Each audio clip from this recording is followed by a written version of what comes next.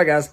I get asked all the time about ring gaps. You guys buy parts from us. You want to assemble your own stuff. So we're about to assemble this short block.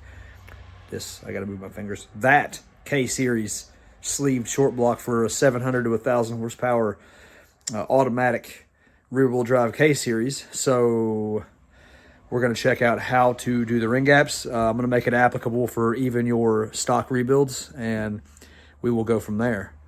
Let's check it out. All right, what is a ring gap and why do we do it? We got everything laid out here. It's dirty. It's actually not dirty. It's a clean piece of cardboard, but that's our cleaning room, and it is full of stuff, full of engines currently, and I need to get this bad boy done. So